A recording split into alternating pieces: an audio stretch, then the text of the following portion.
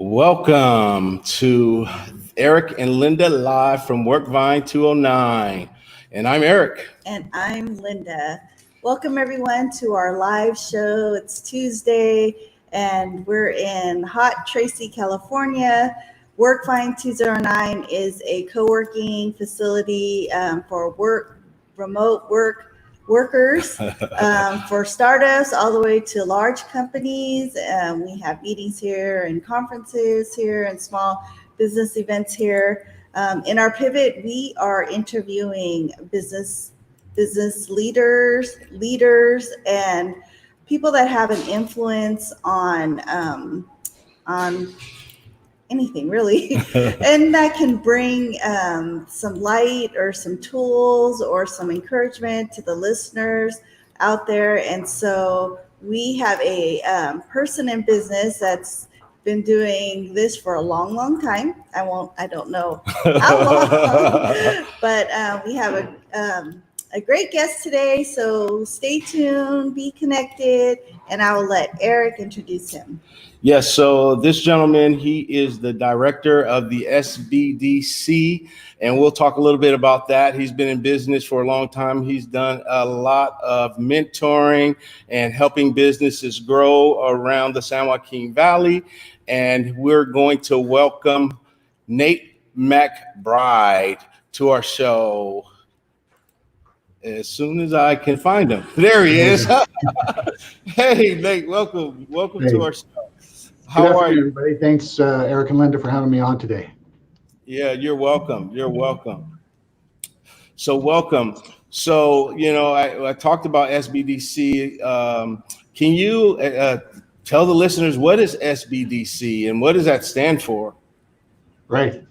Worlds of acronyms, right? Yeah, this SBDC is Small Business Development Center. It's a program that was created by the Small Business Administration, primarily to provide management help to existing or potential small business owners. So SBDCs typically cover a certain geographic territory. And so our territory is San Joaquin County and a couple of the foothill counties to the east of us.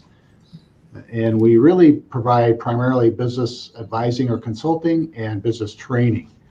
So we help people develop business plans, get financing, do better marketing, go after government contracting, whatever aspects of starting or running a business we can kind of advise or direct or help facilitate for people. We try to provide that.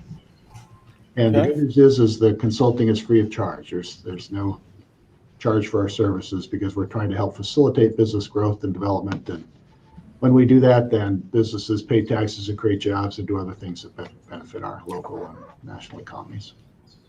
That's great. So what is your role there at the SBDC?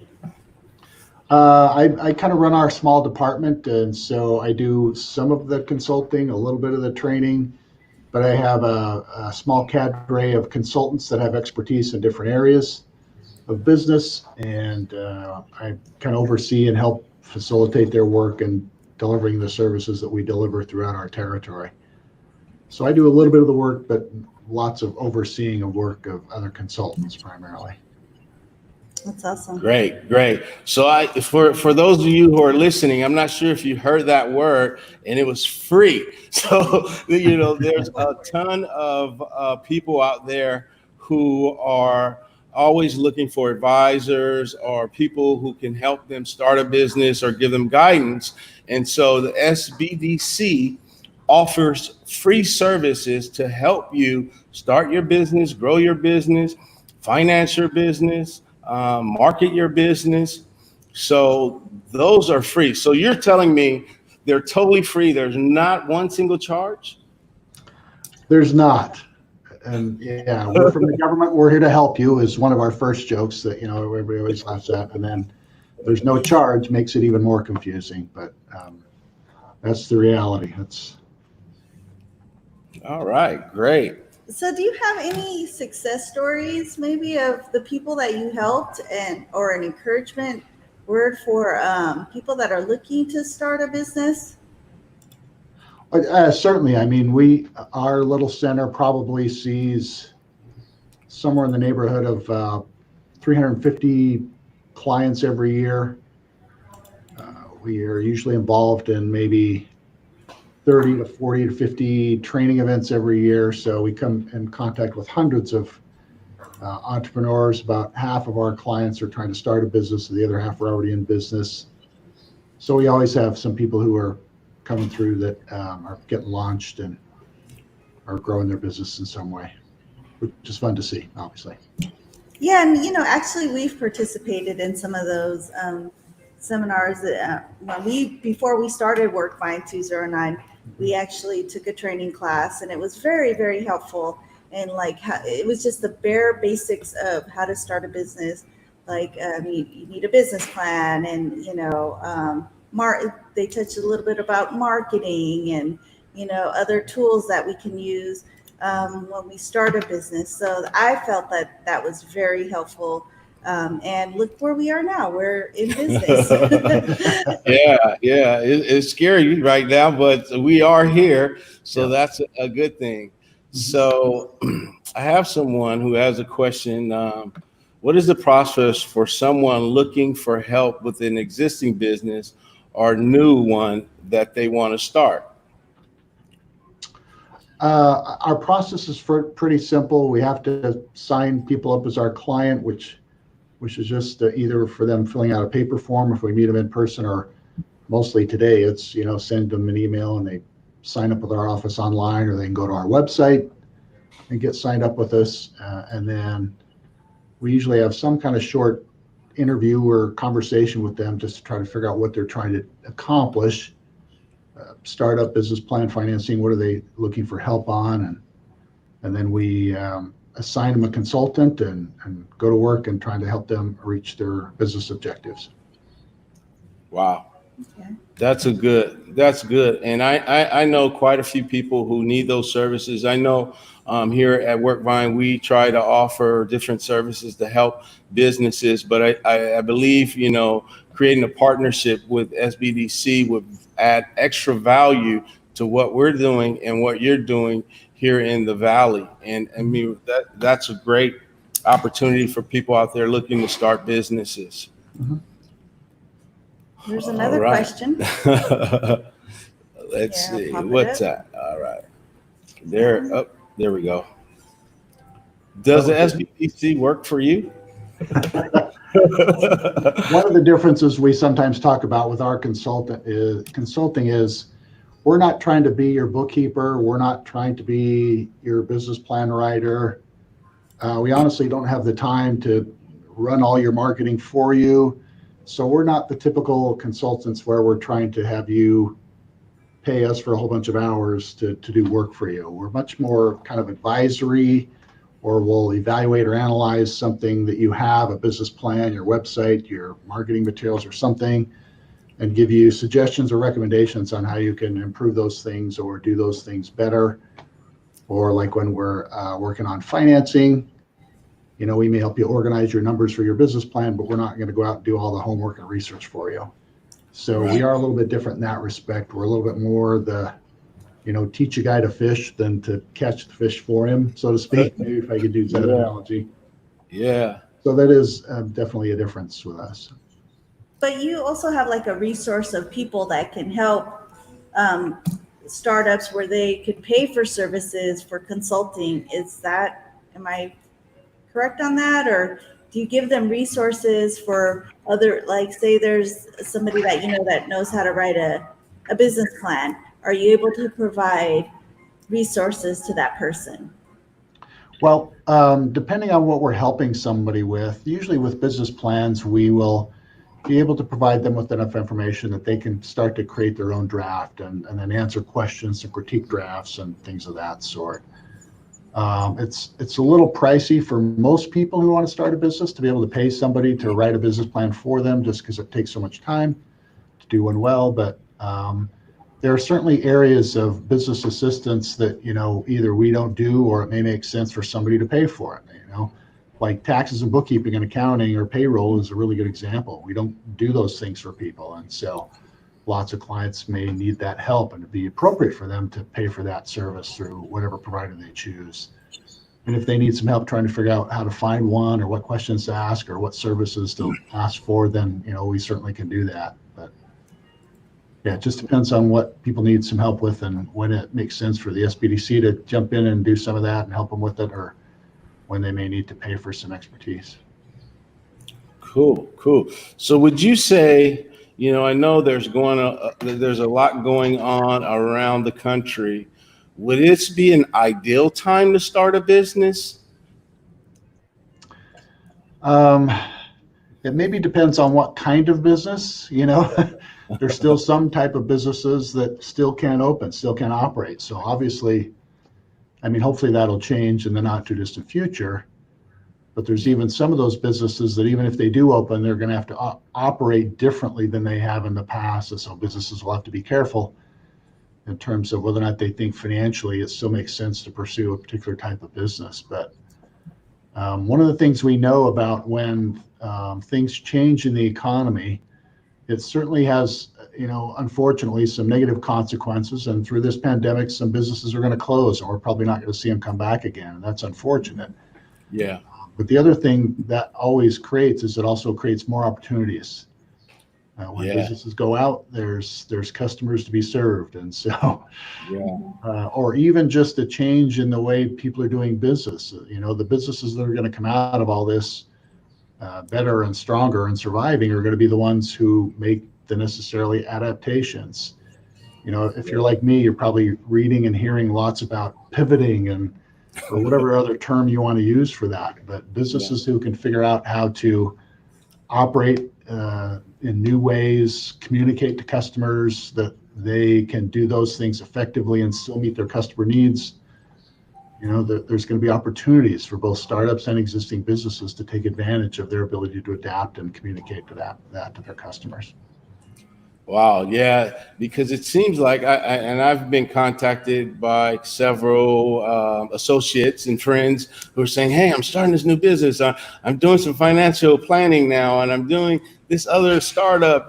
And so it seems like, from my perspective, there's been a rise in people, I guess maybe from being at home saying, maybe, I have much to do, so let me start a business. And so, it gives them opportunity. And they have time a little more. You're not spending so many hours on the road commuting. So, it may be a good time for some. Right. Absolutely. So what is the SBDC doing to help people during this COVID pandemic with their businesses? Yeah, a lot of our work, like you might imagine, over the past couple of months has been helping people go after some of the SBA disaster loans or state or county or local financing assistance, providing lots of information and kind of direction on, the pandemic unemployment assistance that's available to self-employed people, or even now, starting to get questions about planning for reopening and trying to be in compliance with state and county guidelines, but making sure they kind of have those plans in place so they can operate as safely as they can and within the guidelines that are set up. So lots of questions about financially how to survive, how to get down the road, paycheck protection program, loan forgiveness that keeps changing again this last week, and just lots and lots of questions people have about trying to deal with some of those aspects of resources and how to revamp business. Absolutely. Just thinking about that, I'm thinking, oh my gosh, it's going to be really hard to file taxes. It's probably going to be different. And that's when we'll probably need those accountants, and since everything is so new and everything is changing, your average person is really going to need a professional in that industry to help them when taxes come. Mm-hmm. Mm-hmm. So just kind of going back to like some of the things that you said you've seen change with some of the funding resources, can you maybe tell us what some of the things are that have changed? I know that even for us as a small business, we've applied to some of the funding, and it's been a long wait in trying to figure out, okay, who do you talk to? What's happening? What's the updates? And I know you probably get a lot of calls. Can you talk a little bit about that? Yeah, at the federal level, there's basically two disaster loan sources that are both, either directly or indirectly associated with the Small Business Administration. The Economic Injury Disaster Loan was a loan that businesses could apply to directly to the SBA through their disaster arm to get some working capital to get down the road. And that started clear back at the end of March. And then lots of people applied and waited and waited and waited. And it took a month or more. I think there's still some people who have applied. They're still waiting to hear finals. Maybe they got the advance of a few $1,000, but they're still waiting on the final loan. So that's certainly taken a lot longer than any of us thought initially, but it's still going and in operation. Right now, because the funding was cut off on the initial allocation, there's been more money allocated, but right now, new applicants, the only people who can apply are agricultural related businesses, at least right now. So for that economic injury disaster loan where you apply directly to the SBA, right now, new applications, ag businesses are the only ones who can go after it, but others are still being processed. And then the other loan through the Small Business Administration is the Paycheck Protection Program loan. And that's the one that's been through kind of the more iterations of what that has been like and how the loan forgiveness information has come out. Initially through the first allocation of money, all the money went really quickly in less than 2 weeks, and then it took them another week and a half or 2 weeks to get some more money for that. Fortunately, if people haven't heard, there's still money available. There's still quite a bit of money left in that loan pool.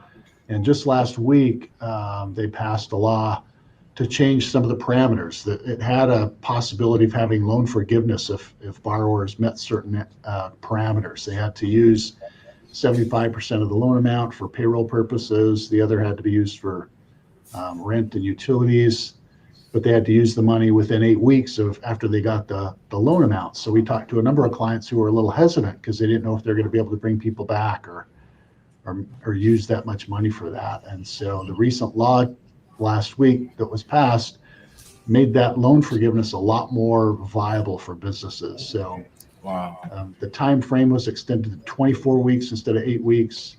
The amount that had to be used for payroll got dropped to 60% instead of 75%.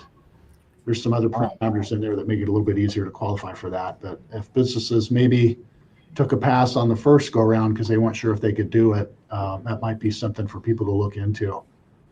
Because that loan forgiveness and the use of those funds might be another catalyst to help them get down the road and bring people back, gear up, figure out the new normal for their operation, and get some money without having to repay it to be able to do some of those things in their businesses. Wow, well, that's good. Where are they getting all this money from? The federal government that can print money if they need to, right? I'm just joking. So, yeah, that's good. That's good information for those out there with businesses who have not applied or are looking to apply. So, good. I have a question. So, do you guys also help businesses that are looking to reopen? I know that the governor here has been releasing different stages of opening businesses. Are you guys helping businesses, giving them some guidelines on what they need to do to open up their business? Yeah, we are. We're certainly starting to get a few more questions of people who are trying to figure out, the operating guidelines that have been issued for their industry or whether or not their industry fits in one of the categories that the state or the counties have provided. And I think part of the questions and part of the things people are trying to figure out is the state has issued these guidelines and stages 1 through 4, and we're in about stage 2.5. But the other element to that, if people haven't picked this up yet, is that counties really get to drive that bus to decide reopening, what can happen in their jurisdictions. And so the vast majority of counties in California, with the exception of a couple of the higher populated areas, have applied for accelerated opening permission, which they have been granted by the state. And so the state guidelines are really good because they've been pretty thorough in some of their descriptions of by industry, what you have to do to reopen.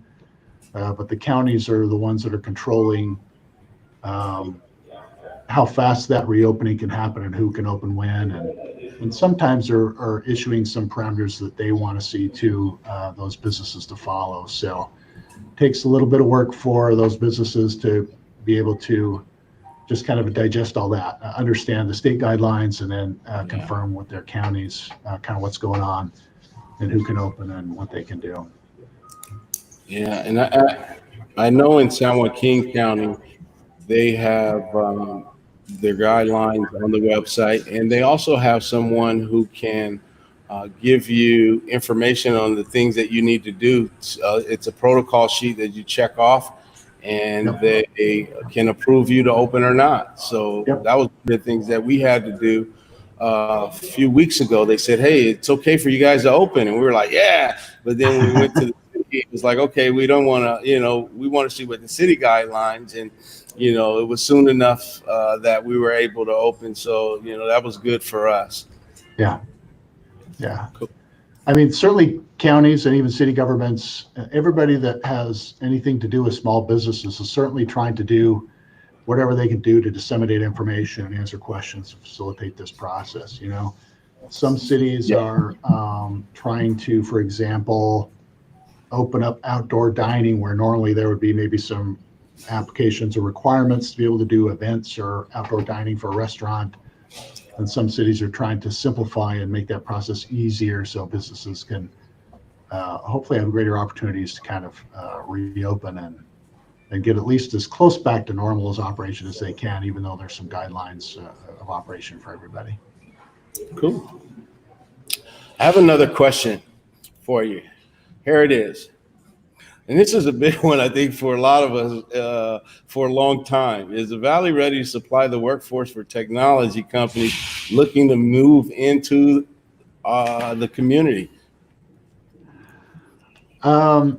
There's probably some folks in workforce development that probably have a little better beat on that than I do.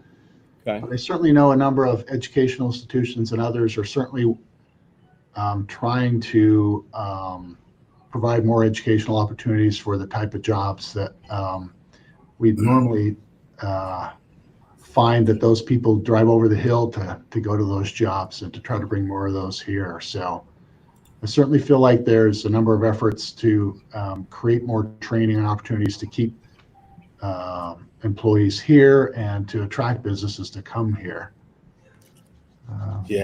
So I think we're moving in that direction. Whether or not we're moving fast enough, I don't know if I've got a great beat on that, but we all want more business to come here to the Valley instead of having to go to the Bay Area.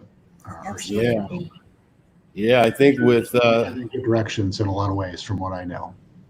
Yeah, I think with COVID, I don't think that many people will be going back to the Bay Area anytime soon. I mean, the way things are going, you got a lot of companies that are saying, hey, I'm paying all this money for a building over there, and then we're driving, employees, 20 hours plus a week of commute time. And so it seems to be working out. I had a gentleman come in today, and he said, I have a space in San Jose I'm paying $18,000 a month for.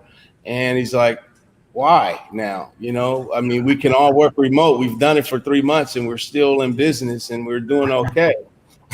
So, that could be I guess it could be a benefit for us, right? I mean, of course, but it also allow maybe some of these tech companies to start looking at their numbers and where their employees are located and trying to, create small teams in certain areas so that they don't have to commute so far. Right. I mean, you can tell by my gray hair, I'm an old man. And so I'm not the guy that's most up to date on all technologies or all things technology, but certainly we've been moving towards and the space that you're in and what you do, even people working remotely, we're working from home. I mean, that's certainly been a trend anyway that we knew was continuing to grow, but this pandemic certainly has accelerated that far faster than anything that else could have pushed us in that direction. And so, how businesses choose to operate coming out of this is going to be very interesting to see. I agree. I think there's going to be tons of businesses who are going to let people work remotely, and the big office building and office space is not as critical to business operation because people, like you said, have been able to figure out how to do it without that. And so, there'll be changes in the rental space and how real estate folks do, and maybe having less space to rent. That'll come out in the wash at some point, but how businesses choose to operate is going to be interesting to see. Another example in the small business space is just the change to how people communicate, receive payments even, or do other things with their customers and their vendors. Yeah. We're not going to get rid of dealing with people face to face, but certainly we're doing a lot more things remotely or electronically more than we ever have before. And this pandemic has just really pushed us all further down that road than we've been before, which I would suspect is going to be a continuing trend that people are going to have to add to how they do business. Yeah, absolutely. We shut down for over a month during the COVID stay-at-home orders. And so when we opened back up, some of our members came back to visit. And so I've asked one of our members, how was that working for you, working from home? Did you like it? And, how did you adjust? And she said, I adjusted. It was really good. I was getting stuff done. But then when I went to work, I did all my work in my bedroom. And, I spent all these hours in my room doing my work. And then when I was finished with work, I was still in my bedroom. And so it was like, go to work in your bedroom and then you go to sleep. And it's just like, you need a break and you need to get around other people. And,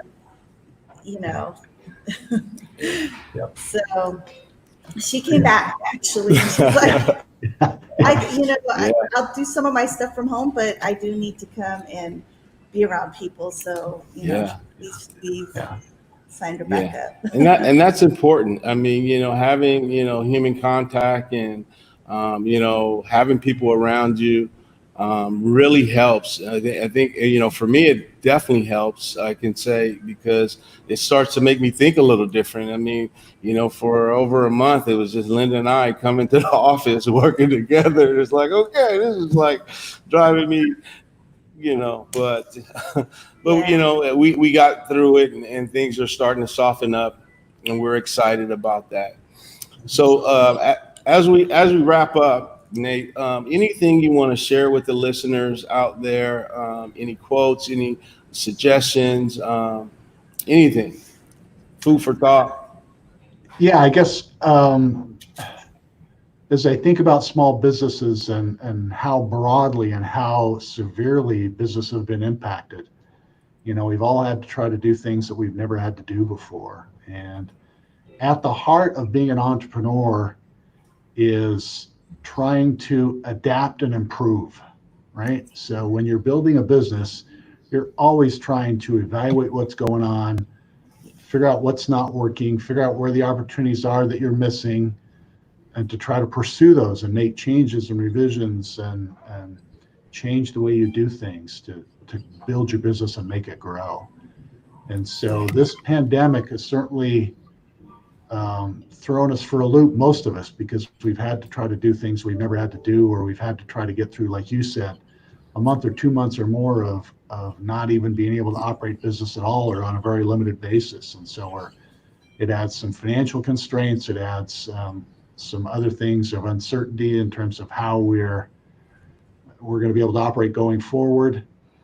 But at the heart of being a successful entrepreneur is to adapt and overcome, almost, to kind of put it in those military terms that sometimes we hear. And so it's not easy. It's painful because it's been thrust upon us. Yeah. But the other reality in the world is kind of like we talked about at the beginning. There's always opportunities. And so when things change, they create opportunities.